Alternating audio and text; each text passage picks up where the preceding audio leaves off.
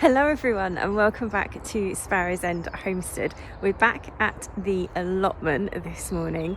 It's Christmas Eve and I had the urge to come over here because I haven't been able to come over here for about 6 weeks, I think it is, or thereabouts. Haven't been able to come over here. Just long story short, my partner has been signed off work. He's not very mobile. There's been so much extra stuff to do at home that it has kept me away from the garden, my back garden and the allotment. But I thought I'd pop over here today just to see what kind of damage was wreaked by that really cold spell that we had. See what's going on and then also start to plan for next year. Now the idea is that I'm going to walk around the allotment and just come up with, almost like off the cuff, just some things that I want to make sure that I get done next year. And then I thought I'd do a sit down bit, which is perhaps a little bit more thought out, where I've made a proper list of the garden goals and gardening goals that I've got for 2023. That will include not just the allotment but also the home garden, the back garden as well. So without further ado, this is how things are looking. Obviously all the flower patches died back now, all the cosmos and butterfly bush, although some of the fresh foliage of that is still just about hanging on for dear life. I think everything else has pretty much gone over. It's turned to a nice slime as well. It's very sludgy.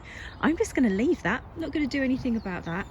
And then these are the seeds, the flower seeds that I sowed, I think like last video or the video before. And you can see that I've got all sorts of things coming up there. I can see some poppies, I can see some weeds. But yeah, there's a selection of stuff. There should be some cosmos in there as well. And that's looking fine. In springtime, I will get in there and I will weed and get rid of the weeds that are growing in between the flowers. And I also want to put some perennial flowers in there and some bulbs and things for next year. So that can go on my to-do list. Bulbs, perennial, cut flowers and that type of thing. And then over here, my heap of rubbish, what I want to do is clear that and put some fruit bushes in there, some raspberries and maybe a couple of gooseberry bushes. I think there's going to be just about enough room for that. And then underneath this pear tree, I want to put lots of spring bulbs. So that can go on the list. I need to sort these paths out. Need some fresh wood chipped down. Those are the sort of just like maintenance things that aren't really going to go on my list. Let's see what's happening over here. So yeah, okay, so interestingly, I think this is interesting, the lettuce that I sowed, the Little Gem Moon Red lettuce has survived. There's some parsley up there that's surviving. There are some, now what was it I thought? I think I thought they were radishes, but they turned out to be turnips in the last video. They seem to be fine. There's a bit of lettuce under there. They're kind of okay. And the garlic that I bought and planted has come up. Now the garlic, I think I might have mentioned in the last video, that was just some organic garlic from the supermarket because I didn't have the time or the funds to invest in anything better than that. I think my big white radishes have possibly had it now. They need to come up. They were being eaten by the slugs at the point where I was starting to harvest them, so I'd imagine that there's not much left there. And what have we got over here? So this is obviously all the runner beans have finished, have ended.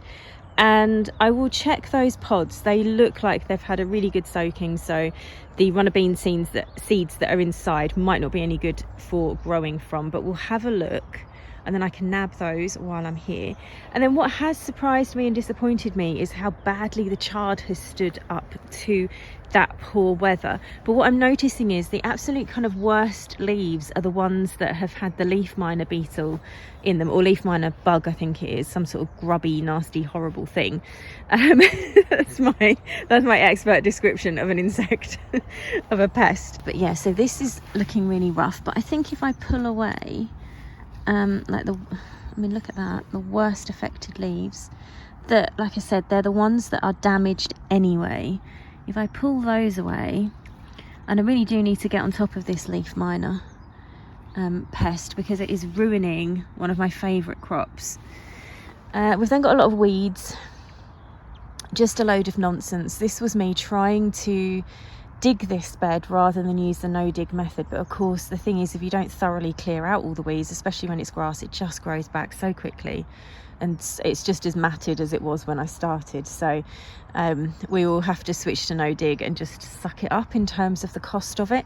And then this section here, if you remember, is going to be my third parallel bed, and again we'll use the no dig method on that in spring. What I might try and do in the meantime is maybe cover it over with some cardboard or some weed suppressing membrane and just weigh it down. Even if it's just for 6 weeks or so, it might just give things a bit of a head start.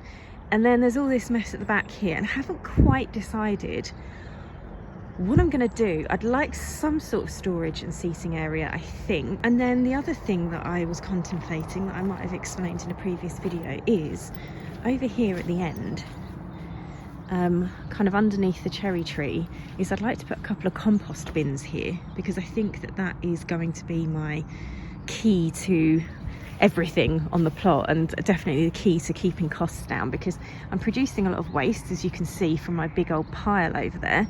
And yeah, getting it functioning properly and getting it into some compost bins I think would be a really good step forward. That's definitely on the list. So compost bin, storage, perennial cut flowers and bulbs, that's where we've got to at the moment. The veg beds, we just need to stick some cardboard down and some compost and they will be fine. Regular maintenance, and do you know what, I think that's probably enough in terms of goals, like proper must do things for the allotment next year. Yeah, so I think that's enough. I think that'll do. And then what I can also think about during the course of 2023 is what to do at this cherry tree end of the allotment. Now the cherry tree does suffer from some sort of codling moth, because the cherries, when they come through, end up with maggots in them. So I've solved the problem of people stealing the cherries. That did not happen this year after I kicked up a bit of a stink about it. And my problem then was the fact that the cherries weren't any good for eating because of the little little nasty little grubs in them. So that needs sorting out. And then I've got this enormous pampas grass at the back there, which is taking up so much room. Now dried flowers have suddenly become really, really fashionable, and I'm sort of looking at it and I'm thinking, can I learn to love it and keep it and maybe cut it and use it or something? I haven't learned to love it yet. It's going to be a process, I think, and it can stay there for now. And then the other thing that's down there, where am I pointing? Sort of along, sort of there. There's actually a weird kind of moat that runs around the pampas grass for some reason. I don't know why. This is just the person before me who had this allotment had a big imagination, I think, or an odd imagination. I don't know. Anyway, so there's this moat. So there's a big, I have to make sure that I don't go back there too much, because I'll just step into the hole that's there. But that kind of needs sorting out as well, I think, if nothing else from a health and safety point of view on the allotment. So yeah, that's another thing that needs to get sorted. It's good to be back here. I thought I'd be completely on my own, but I spotted a person, at least one person, who, you know, is probably here collecting their Brussels sprouts for Christmas dinner. And you know what? I really wish I had attempted to grow some. Even if they're like tiny little bullets and it didn't go well, I would still like to have come here to kind of collect part of my Christmas dinner. So we might have that on the agenda for next year. Attempt parsnips and attempt Brussels sprouts. So you'll never guess what, I have actually managed to pick something for my Christmas dinner, or that I will be adding into my Christmas dinner. I found, oh, it's falling apart. I found my Christmas turnip. I'm really pleased with that. And what I did was I thinned out some of the ones that were left, because I think the problem is that they're packed so tightly together, and it seems to be one of those vegetables that, unlike beetroot, just won't bulk up and push other beetroots out of the way. With the turnips, it seems that they need their space around them. I mean, this is just like gardening 101, isn't it? But I just don't think about these things as much as I should. Now, the other thing that I realised is I am actually gutted about the damage to the chard plants, not so much from the cold weather, because I noticed that they're springing back to life and they're growing and there's fresh growth in the middle, but because of this leaf miner bug. So I think also on the list for next year is to look into some organic pest control, and it could be introducing a competitive pest to something that's going to come along and gobble up the problem ones that I've got. It could just be trying to create a better sort of ecosystem and balance on the allotment. I mean, that's definitely something that I should be doing anyway. But yeah, just looking at, because I also tried to pick the broccoli, which would have been fine if there wasn't this do you know what, in my head I was about to say an outbreak of woolly mammoth. That's not, you don't get those anymore, Mel, it's not that.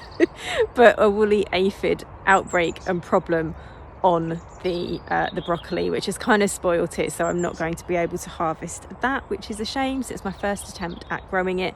But then I say it's a shame, I put it into a space, an area where I knew there was a woolly aphid problem, and then did absolutely nothing about it. So I think, yeah, it's just a bit of effort, a bit of common sense, a bit of research, just to sort out a degree of pest protection that's organic and that I am, you know, kind of happy with. Now, the other thing that I wanted to quickly talk about while I'm over here at the allotment is one of my other sort of resolutions that's more to do with this channel and to do with YouTube and to do with my attitude towards the allotment than it is to do with anything, I suppose, like gardening based. And it came about for, I suppose, two or three kind of reasons, three things that prompted this. The first of them was the fact that I keep having all of these big breaks between filming, and I was getting really sort of bogged down in the idea of filming and coming over here, and really was just viewing the allotment as a lot of hard work and not very much pleasure. And that's not entirely true. I have enjoyed a lot of the time that I've spent over here, but still it hasn't been what I want it to be as yet. And then the filming on top of it, I was getting myself all wound up really about the fact that I'm filming on my phone, I don't have any equipment, and I just feel like everything that I'm doing isn't good enough. What I'm doing at the allotment isn't enough, it isn't interesting enough. My filming is just really poor quality and just all of that kind of crap basically that we tell ourselves, when actually what's the most important thing is for me to go back to what the aim of this channel is. Now, it's not to make me loads of money, it's not to be an income stream, it's not to grow it particularly, I don't even have that in mind. It's for me to just have a personal record of what I'm doing, the progress that I'm making or not making, the enjoyment that I'm getting or not getting from my gardening, whether it be at the allotment or in my back garden. And that's the other thing, I haven't been showing my back garden because I've been ashamed of how bad it looks and how messy it is. And I've had to give myself a bit of a talking to and reminding myself that people are certainly not coming to my channel for, you know, great gardening advice or for perfection or anything like that. And I'm not setting myself out as someone who has a beautiful, perfect garden or a beautiful, perfect allotment or anything like that. So I kind of have to get it out of my head. It's almost like I'm judging myself in a way that nobody who's watching these videos is judging me at all. They just want to see an ordinary person getting on with their gardening and, yeah, just a kind of a record of how that's going. So if I go back to that whole idea, I should be okay. And then there's been a couple of videos that I know he's called JB, and I think it's naturally JB is his channel. It's been a couple of videos that he has made in the last, I don't know, 3 or 4 months, I think, that have really just struck a chord with me. The first one was where he was doing some sort of challenge, which was just to film really simply, to just capture things in one take and to not kind of over edit things out of the videos. And I think it was a challenge between him and another YouTuber or another friend or something. And I remember watching that and thinking, oh God, I do that. I put off filming or I put off editing because I'm trying to achieve something that's time consuming, that's actually, for me, I'm not saying this is for anyone else, but for me is sort of beyond my capability at the moment. It's beyond my skill level. And I really ought to just come over here, and if my phone, if this what I have here is all I've got, then that's all I've got and that's all I do, and that has to be enough at the moment. So although I would like to get a tripod at some point but anyway, so yeah, so I've kind of got that in my head now, to just come over here, film, and don't worry, just get on and do it. And then the other thing that he had in a video recently was this idea of, you know, you can go to your allotment and not do anything. You can do nothing. You can just go. You can walk around, you can sit, you can do whatever. And again, it really hit home because I thought there is something in my head where I have got this idea that my allotment is work whereas my back garden is a combination of work and pleasure. So I have no problem sitting in my back garden in the sunshine, having a cup of tea, reading a book, maybe having my breakfast outside, my lunch, I have my dinner outside, and that, like, I use it for pleasure, leisure, as well as obviously it taking some work to kind of keep it looking reasonable, which it doesn't at the moment, but you know what I mean. And I'd never thought to view my allotment in the same way. So yeah, that video has kind of changed my attitude quite a lot as well. So sometimes I might even turn up and I might even film me doing not a lot at the allotment, because the point is just showing up, checking in, enjoying it. And yeah, so that's a big New Year's gardening resolution. Let's head indoors and do the second bit, where I actually make a proper list and give some proper thought to what I want to achieve gardening wise in 2023. So I am back, and I'm going to do a little bit of a chat where I talk to you about the things that I think have gone well in my garden and my allotment, things that perhaps have not gone quite so well in 2022. And then I thought I would talk you through all of my different plans and goals and things for both the garden and the allotment. I'm actually just going to pull both of them into the same video, because I don't know why I keep talking about my gardens as such separate entities, when actually what I really want to do is to have them sort of work together really, really well. I have got notes and things written down in front of me. Some of it's in my garden planner, some of it's just in a notebook. It depended on what I had to hand at the time. What I'm going to do to try and make it hopefully interesting for you is I'm going to pop some photographs and images and graphics and bits and pieces on screen for you, so you can kind of see the things that I'm referring to. So let's get started then on the things that I think went well this year. If I think about the cottage garden, one of the things that I was really pleased with, and that actually I'm pleased with every year, is in springtime it looks pretty amazing. It looks really, really good. I think there was a video that I made in spring showing all of the bulbs and things that came up, and I have lots of spring flowering perennials as well. And just generally speaking, the garden I think looks at its best at that time of year. And actually saying that reminds me of what I was talking about in the earlier clip, that for some reason in my back garden I have no problem just going out there and admiring it and enjoying it, and I've really got to try and capture some of that for when I'm over at the allotment. The other thing that was just superb this year was a couple of my, I think it was two of my potato tubs, like container grown potatoes. I was so thrilled with how they turned out. I think one of them had Charlotte potatoes in, and the other one had a first early variety called Casablanca. Both of those I will be growing again. I had I think about 4 or 5 tubs in total, and 3 of them I completely neglected. They were further down the garden, bit shady, didn't do anything, didn't feed them, didn't water them properly, just didn't look after them. And the difference, unsurprisingly, between them and the ones that came out of the 2 tubs that I tended to, and I watered them regularly and I fed them, and they were in a really sort of bright sunny spot. They just did phenomenally well. And the amount of potatoes that I got from the amount of soil, the amount of compost and the space that they took up was actually greater than the amount of potatoes that I got from my allotment, and I was pretty pleased with those.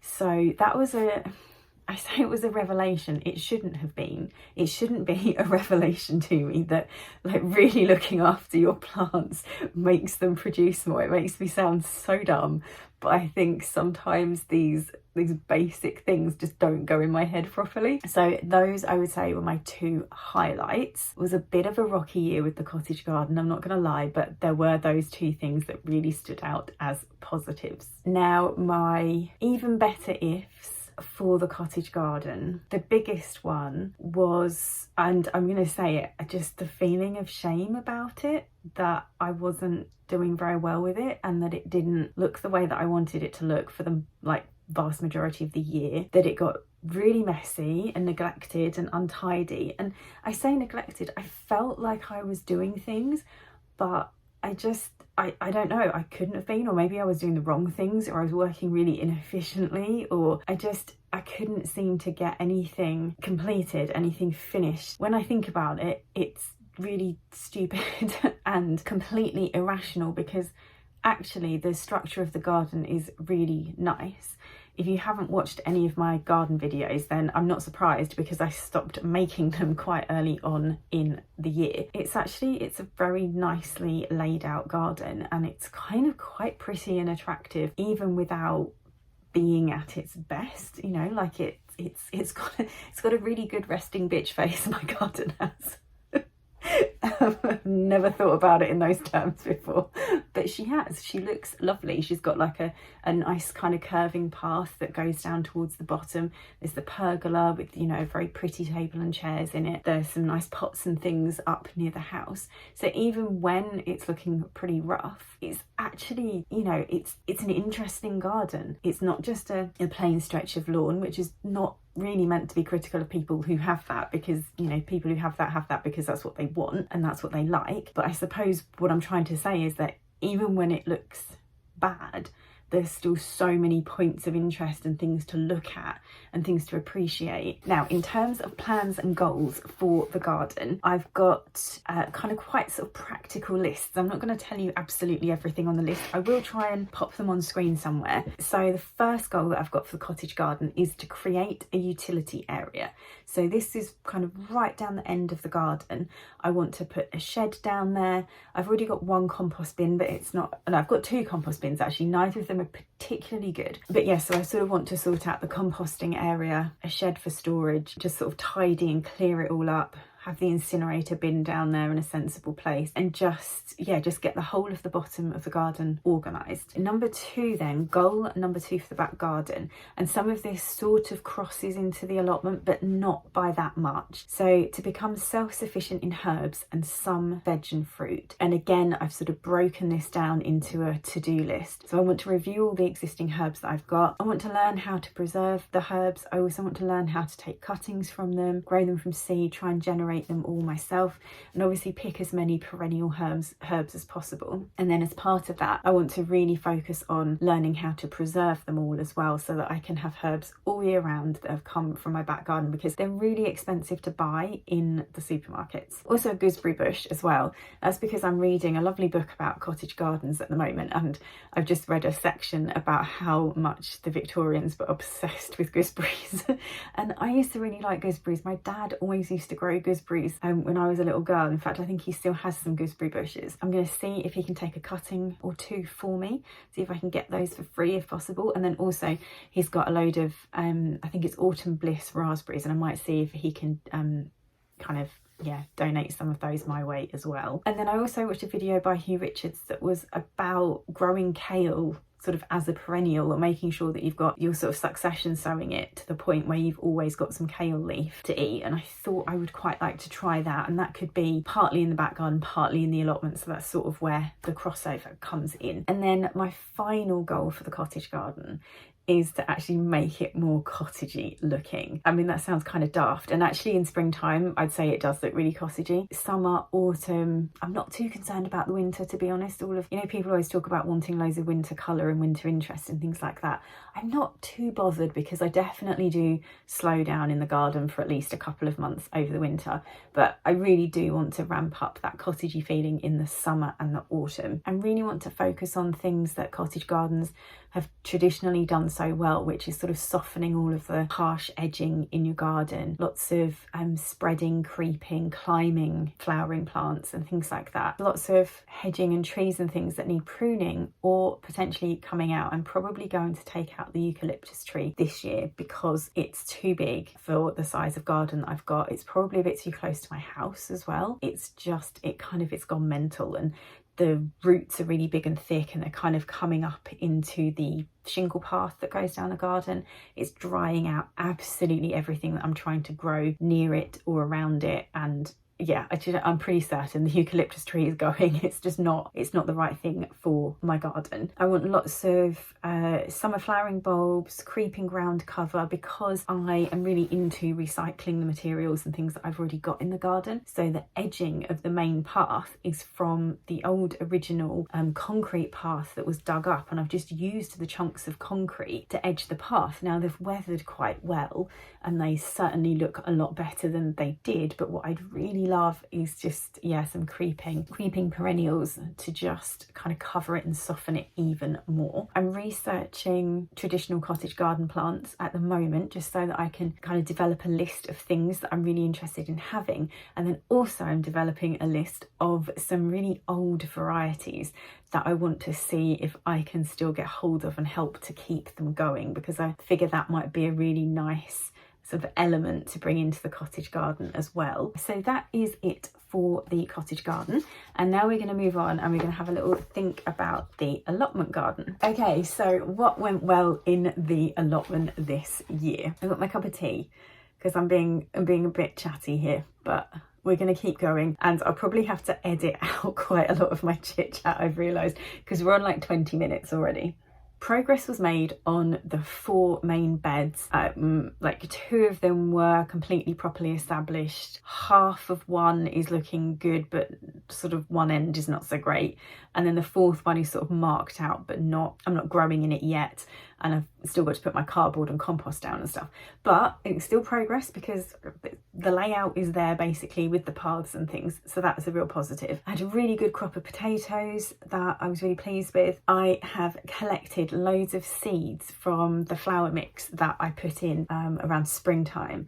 That to me is just to be starting that cycle of saving my own seeds and then sowing them back into the allotment again, you know, not having to pay for them, and just to see that cycle starting is probably one of the best things, just the most amazing thing from this year. So I'm really thrilled with that. So the flowers that I managed to get seeds from, I think, were there was some cosmos, pot marigolds, zinnias, dill, phacelia, cornflowers and Californian poppies, and loads of those have started coming up already. I know that it's working, I know it's going to be good, and I know there's going to be hopefully a fantastic display in kind of spring and early summer of this year. So that's fantastic. I would say that overall I felt a lot better about the allotment this year than in previous years. Like, this is, even though there's been some negatives, it's been the very best that I've felt about it. And there's been so many times that I've gone there and had a really fantastic time, and I've really enjoyed myself. You know, I've got to know a few people there, which just wasn't happening before because I wasn't going sort of often enough to run into people. I'd say there's maybe 3 or 4 people now that I have semi-regular chats with, and that feels really nice. I also love the fact, and you'll see this in one of my previous videos, that my garden my allotment garden looked established enough that it couldn't be stolen by someone. That they realised that when they had been allocated my allotment, that it was actually being tended to, that they'd been given the wrong one. And I am chalking that up as a win. And then other positive things are that whilst I haven't been as regular with the videos as I would have liked or as I had intended to be, I have definitely made more videos than ever before and in previous years. And there were little moments when they became quite regular and then they kind of tailed off. And that's something for me to work on for this year. But overall, I recorded my progress a lot better and a lot more than I did in previous years. I also recorded stuff in my planner as well. Again, I haven't been that great at kind of recording things on a weekly basis, but most months I've put something in there, and that's been really, really positive as well. Oh, and then my other thing is that someone bought me a coffee. I haven't advertised it, and I hadn't figured out how to put something on screen about it, or just hadn't got round to doing it. But anyway, someone had kind of burrowed down into my description and found that I had a buy me a coffee link, and they bought me a coffee. That felt really good.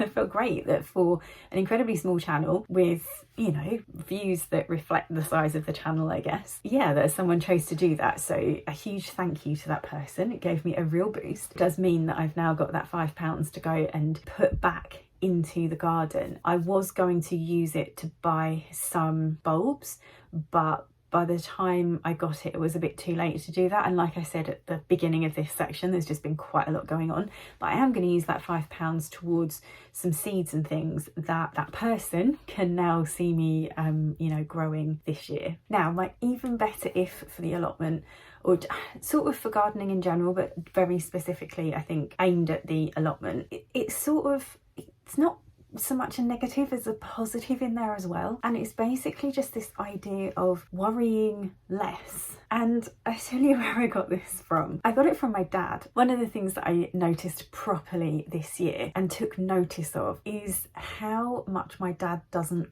worry about things going wrong in the garden. The whole time I was growing up, I remember him just coming in from the garden and saying things like, oh, my Brussels sprouts are rubbish this year, they're like little bullets, or it's not a good year for parsnips, or something or other I've had a whole row of broccoli that hasn't germinated, and just all of these things that he just used to come in and say. It's really strange, isn't it, that I grew up with the knowledge that when you're growing vegetables, or I suppose when you're just growing in general, but when you're growing vegetables, every year is different and not every year is suited to every single thing that you're trying to grow. Because the other things that he always used to say was, oh, it's been a good year for tomatoes, it's been a good year for onions this year. I've known that, but I've never really understood it or absorbed it in a way and kind of applied it to what I'm doing. And then last year in 2022, when I would go around there, for some reason it just hit home a lot more than it had done previously. And it was over something, it was a row of some vegetable, and I can't even remember which one it was, and he said, oh, they haven't come up this year, the whole row hasn't come up. And then the next time I went to see him, I went back to the garden, I was just like, looked at that same patch and there were things growing there, and I was like, oh right, I thought you said that they didn't grow. And he was just like, no, they didn't, I just re-sowed them. And I talked to him about it and he's just like, that happens to me all the time. It's like he couldn't believe that I was fretting about the fact that sometimes things don't germinate, things don't come up, sometimes things are attacked by pests. And he's just like, that's just what happens.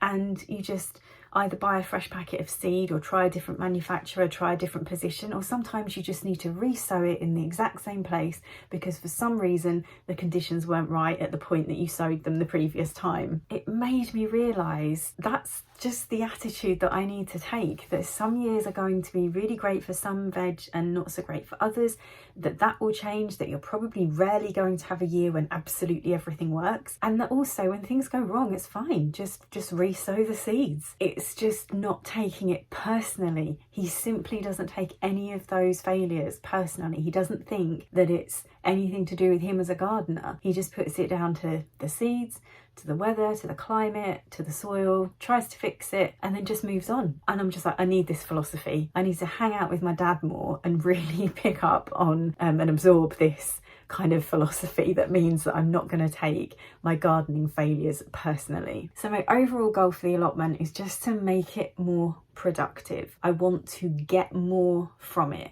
And yes, I want to get more pleasure from it and things like that. I actually just do want more flowers and veg from it. I want to produce more. So number one is to complete all 4 of the main beds in the allotment and get them, you know, sown up and planted. The second one is to get some sort of compost system set up at the allotment. And I've worked out where I'm going to put it. I'm going to show you a little plan actually of, it's just a little scribbled plan in biro of kind of what I want to get done at the allotment and where I want various things to be. I found a little spot where I want the composting to occur. So I just need to get, I think at least 1, preferably 2 compost bins in this particular space and get composting. And then again, this is another quite a big one, is this idea of adding some height to the allotment. So what I want is some archways, or an archway over the middle path, so that I can have like climbing veg on one side and then the other side will be in the flower bed, and I can have climbing flowers and things on the other side. I really want a passion flower as well. That's just one of the things that I've thought of to go on the climbing frames. And I think that would be really, really good for not only maximising my growing space, but also giving me some sheltered areas, because the allotment is so kind of open that especially during the heat wave, it was just blazing hot, bare, dry soil like the whole time. And this will actually bring some more shady areas into the allotment as well. It's also going to give me almost like little hidey holes and little sheltered areas that I can perhaps record in and maybe not feel quite so self-conscious, because it's so open, everyone can just, and actually a couple of people have just stood and stared at me filming, which is not conducive to being natural on camera at all. I want to add some storage as well, so I don't have to keep lugging tools backwards and forwards. My cut flower patch, I really want to work on that this year. I would love to get to the point where I can pick some flowers every week for my home, and even if it's just like a tiny little posy sometimes, and then other times it might be a big armful of flowers. I'd really love it if I could bring something into my home that I've grown at the allotment. And the final thing is just to enjoy it more and to sometimes go there and do nothing, which is what I mentioned at the beginning of the video. So that's me set up for 2023. Thank you so much for hanging out with me today, and I will see you again very soon in one of the gardens.